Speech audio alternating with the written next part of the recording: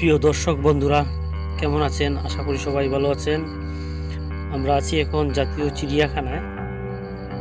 এবং আপনারা জানেন যে আমরা অনেকক্ষণ ধরে এখানে সংরক্ষিত যে সকল বন্যপ্রাণী রাখা আছে সেই সকল প্রাণীদের সঙ্গে একে আপনাদের পরিচয় করিয়ে দিচ্ছি।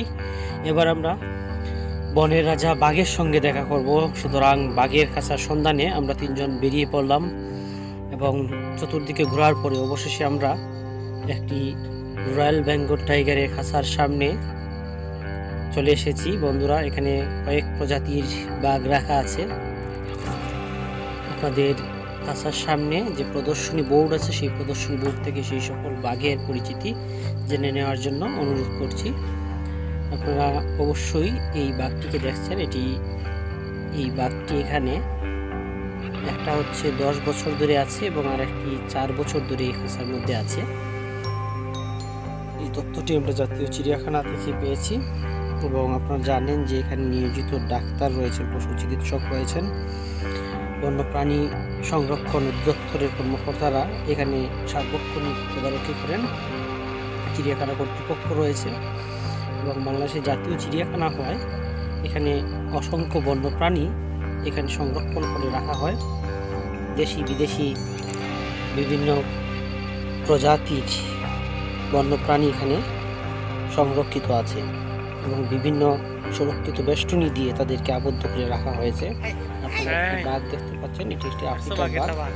এবং আপনারা আরও জেনে খুশি হবেন যে আমাদের সুন্দরবনের সেই সকল রয়্যাল বেঙ্গল টাইগার এখানে আছে। আপনারা জেনে আনন্দিত হবেন যে আমাদের দেশে বাঘের সংখ্যা গণনার জন্য এবং বাঘের পায়ের ছাপ গণনা করে বাঘের সঠিক সংখ্যা নিরূপণের জন্য একটি জরিপ 2010 সাল থেকে পরিচালিত হয়ে আসছে এবং পর্যবেক্ষণ টিম রয়েছে আমাদের সুন্দরবনে। আপনারা দেখতে পাচ্ছেন বাঘটি শুয়ে আছে। একটি বাঘ মাচার উপরে আছে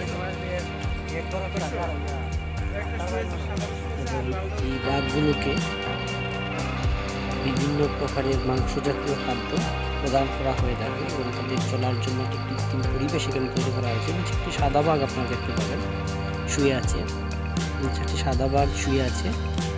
লক্ষ্য করুন, দেখতে পাচ্ছেন উপরে বাঘটা কীভাবে বসে আছে। সাদা বাঘ, সাদা বাঘ দেখা যাচ্ছে।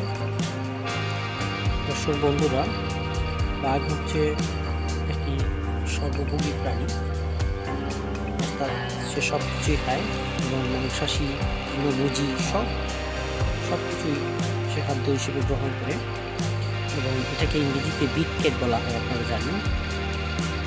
দর্শক বন্ধুরা, আপনারা এতক্ষণ আমাদের সঙ্গে ছিলেন, সেজন্য আপনাদের অবশ্যই ধন্যবাদ জানাচ্ছি এবং আশা করি আপনারা আমাদের সঙ্গে থাকবেন এবং সেজন্য আপনাদের ধন্যবাদ জানাচ্ছি। আপনারা আমাদের চ্যানেলটিকে লাইক শেয়ার করে সাবস্ক্রাইব করে আমাদের সঙ্গে থাকবেন। ধন্যবাদ সবাইকে।